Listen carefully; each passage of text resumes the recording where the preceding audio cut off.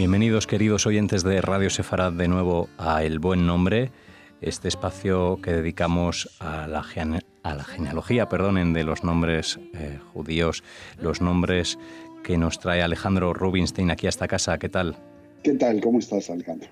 Muy bien, con ganas de seguir hablando de nombres, en este caso de dos profetas menores. Hoy hablaremos de Jalgai y Zacarías. Efectivamente, el día de hoy trataremos a dos profetas que, si bien son considerados menores por la extensión de sus libros, realmente son profetas muy interesantes. El primer profeta de este programa transcurre su vida en el siglo VI antes de la Era Común y aparece citado en su libro del mismo nombre, precisamente en el primer capítulo y en el primer versículo. Se trata de un contemporáneo de Sejaría, o Zacarías, como lo decimos en español, de quien hablaremos más tarde, y que estuvo bajo los designios del rey de Judá, bajo el nombre de Zerubabel, gobernante que fue designado por el conocido monarca Darío I de Persia. La profecía de nuestro personaje se centró en Jerusalén. Jalgai significa en hebreo festivo, y qué más festivo que sus profecías, ya que se refieren principalmente a la construcción del segundo gran templo, o como lo decimos en hebreo, Beit HaMikdash. A tal nivel era su prédica profética que invitaba no solo a la construcción, sino a su acción inmediata, pues el pueblo se vería beneficiado a consecuencia de ello. Es uno de los 12 profetas menores, como acertadamente habías apuntado, y su libro apenas alcanza la extensión de 2 capítulos, ambos escritos en una simple prosa. Parte de su particularidad es que fue un profeta que vio el primer templo y que supo aún del decreto que permitió la construcción del segundo, lo que habla de su longevidad. Adicionalmente, recomendó que hubiese un cambio de gobernante de Persia ante los tumultos allí ocurridos, lo que traería como consecuencia su debilitamiento y, por el otro, el fortalecimiento de la tierra de Israel. En el Talmud, en el Tratado de Sanedrín, en la página número 11, es en donde se consigna que el Espíritu Divino, que en hebreo lo expresamos como Ruach, en la época de Jalgai, tanto como en la de Zeharia, y al igual que la de Malachi, que de él aún no hemos hablado, ante la baja del nivel espiritual, naturalmente, del pueblo judío. Nuevamente, la Gematria nos ofrece un perfil de lo que cada persona representa a través de la suma de sus letras. Así, Jalgai vale apenas 21 en su expresión numérica, pues Het vale 8, Gimel vale 3 y finalmente Yod vale 10. Curioso, un nombre poco común que se construye, como lo hemos comentado, con solo 3 letras. Pues bien, Jalgai tiene vocablos y frases asociadas a su número 21, como lo son en hebreo Ahihud, o sea, la reunión, la misma que convocó precisamente este profeta a sus correligionarios para la construcción del templo. Jodá, que es agradecimiento y de forma particular hacia Dios. Agaboa, el alto, haciendo una referencia también a él, pero naturalmente al Altísimo, que es Dios. Aboded, el que está solo o solitario, y esto es una frecuente actitud, una frecuente característica de nuestros profetas, andan por ahí un tanto solitarios. Y finalmente encontramos la frase de Vezeba, y esto significa, y él está por venir. Y esa visión profética de que va a venir es muy característica en el cortísimo texto de Jalgai.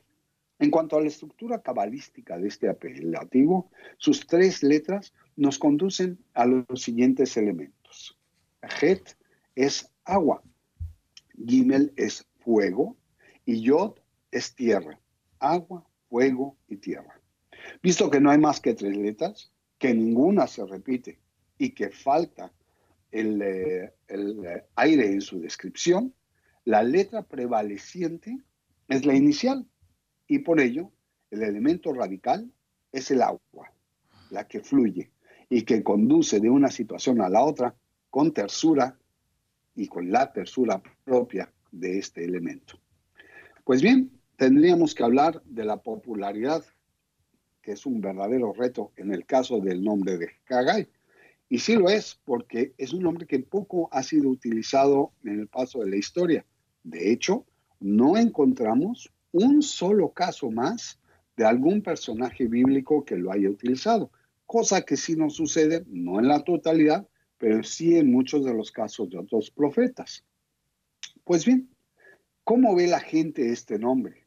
Su poca frecuencia hace que lo consideren un nombre, vamos a no decirle malo, pero no muy bueno. Un hombre notoriamente masculino, clásico y maduro, bastante informal y común, natural, pero a la misma vez pleno, fuerte, vamos a decirlo, un tanto tosco u hosco, extraño, naturalmente complejo, y es un hombre más serio y realmente utilizado por la gente intelectual. Este es un nombre, como bien les decía yo, que no tiene índices de popularidad y por lo tanto de él poco podemos decir. Únicamente la referencia que también aparece en el libro de Ezra, haciendo un conocimiento sobre este personaje.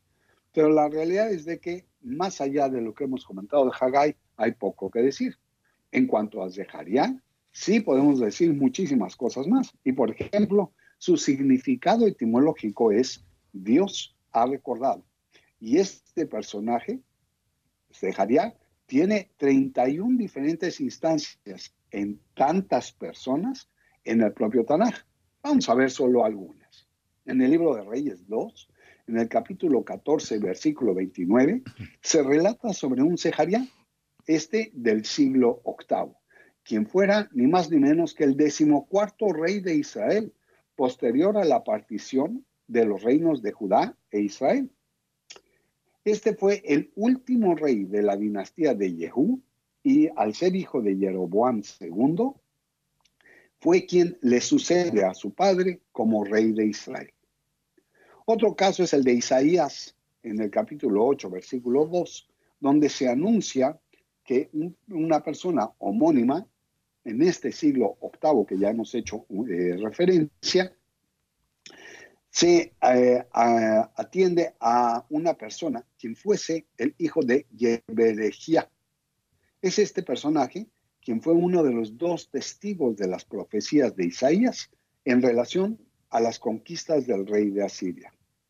Otro Zeharia, que es precisamente nuestro personaje central, aparece en su libro homónimo y también, al igual que Haggai, en el primer capítulo, en el primer versículo, y es quien profetizó, al igual que el ya referido profeta, que también hace pareja en esta entrega, en Jerusalén, bajo el reinado también del rey Zorobabel. Fue él, Zeharia, quien también recomendó que se reconstruyera el templo, con el requisito previo del arrepentimiento del pueblo de Israel por su conducta pecaminosa. A diferencia de Haggai, el libro de Zeharia tiene 14 capítulos, que en esencia pueden ser divididos en 2 partes. Del capítulo 1 al 7 se da cuenta de algunas visiones, mientras que del 8 al 14 incluye una colección de mensajes de tiempos posteriores sobre el último fin y destino de la humanidad. De Zeharia es de destacarse una cosa que es verdaderamente interesante. Es el único profeta en el Tanaj que expresa a la tierra de Israel como tierra santa. Y lo hace en el capítulo 2, versículo 12. De tal manera que encontramos precisamente en este personaje una frase que al día de hoy vive y goza de cabal salud. En Ezra, es uno de otros personajes en el libro de Ezra, en el capítulo 8, versículo 3, se habla de otro Zeharia. Este es un descendiente de Farosh, quien retornase de Babilonia a Israel, liderando 150 hombres. 9 versículos adelante se informa de otro homónimo que hiciese la misma acción, pero apenas liderando a 28 hombres. Un caso particular es el de Sejaría, el descendiente de Elam, quien se divorciara, y escuchen ustedes bien, se divorciara de su esposa extranjera en los tiempos de Esra. De ahí que se cita en el libro de este profeta, en el capítulo 10, en el versículo 26. Aquí abro un paréntesis para aclarar de que la visión del divorcio es permitida en el judaísmo y de tal manera que el encontrar un Sejaría que haya cumplido con esta circunstancia le da fundamento a los divorcios bajo las circunstancias que establecen las normas hebreas, pero sí existe esta figura. Bueno, pues culminemos por ahora con la lista de Sejaría, el hijo de Jonatán, quien fuese uno de los sacerdotes que tocase la trompeta en la procesión festiva que celebraba la dedicación de la reconstrucción de la muralla de Jerusalén durante la era de Nehemías. Sejaría tiene una gematria muy interesante, que resulta en el número 242, ya que se escribe con las siguientes letras: Zain, que vale 7, Haf, vale 20, Reish, 200, Yod, vale 10, Hei, 5, 10 válido adicional de la letra Vaf, que vale 6, pues este nombre también se pronuncia Zechariahu. Así las cosas, los elementos naturales a los que acude la Kabbalah se reflejan en este nombre como sigue. Zayin es el aire, Haf, el fuego, Reish, el aire, Yod, la tierra, Hei trae de nuevo al fuego, así como la Vav a la tierra. Aquí el elemento predominante es el aire y la espiritualidad que lleva consigo. Los vocablos y frases que podemos asociar a este nombre son Baderech, en el camino, de Bechir Hashem, esto es, con la elección de Dios, Betzelem Elohim, con la imagen divina, y la frase que me parece bellísima, que contiene muchas palabras, pero que logran el propósito de ser la misma numerología, Hutov be'einei Hashem va'adam. Él es bueno a los ojos de Dios y del humano. Su popularidad se manifiesta de una manera distinta al caso de Haggai, evidentemente. Y bueno, hablemos de Zecharia y todas las distintas formas de expresarse en los diferentes idiomas. No vamos a decir cada una de las voces, pero sí diremos que en distintos idiomas lo encontramos. Por ejemplo, en el árabe, en el griego bíblico, en el latín bíblico también, en el búlgaro, en el finés, francés, georgiano, en el polaco, ruso, en el escocés, naturalmente en nuestro español, que es Zacarías, y finalmente Zekeria, que es otra de las voces que van asociadas al nombre en estudio, que este es precisamente en el idioma turco. Ahora bien, la popularidad de este nombre no es registrada en muchos países, de tal suerte que nos vamos a constreñir al país que más lleva este tipo de controles, y es el país de los Estados Unidos. Y no es hasta mitad de la década de los años 80 del siglo pasado donde empieza a registrarse el uso de este nombre, con una franca tendencia hacia la alza hasta el año 2016. Cae un poco en el 2017 y sigue bajo este nivel 2018, no ha concluido el 2019, por lo cual no tenemos una métrica de lo que sucede en este año, pero el 0.016% del total de la población norteamericana emplean esta fórmula onomástica, y me parece muy interesante porque se asienta en muchas partes del centro de los Estados Unidos el empleo de este nombre, aunque ya ha habido más frecuencia en su empleo, sobre todo en la parte noreste de los Estados Unidos. Pues bien, este nombre es visto de muchas maneras, algunas veces se ve de manera positiva y otras no tanto. Y este es el caso, el nombre de Zacarías es visto pues con algunas reservas. Pues bien, Vamos a concluir básicamente al decir que el nombre Zacarías sí tiene, a diferencia del de Haggai, tiene el empleo de otras personas importantes, porque tenemos portadores famosos, como en el caso de Zachary David Alexander Efron, que es conocido como Zac Efron, un famoso y apuesto actor judeoamericano. Zachary Baumel, quien fuera un sargento norteamericano también, pero posteriormente israelí, y quien cayese en combate en la Primera Guerra del Líbano, y cuyo cuerpo fuera injustamente retenido por las fuerzas del Hezbollah durante un larguísimo periodo que abarcó 37 años.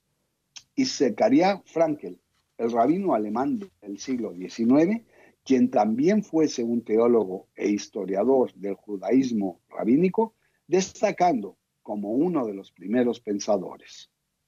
Poco comunes los nombres de hoy, pero su significado festivo y de recordación divina nos dejan un alentador y agradable sabor de boca. ¿Qué te parece, Alejandro? Bueno, poco comunes estos nombres, pero interesantes como siempre, además interesantes en la forma en que nos los muestras y nos los acercas aquí a Radio Sefarad para todos nuestros oyentes. Yo a título personal solo puedo acordarme de Zacarías.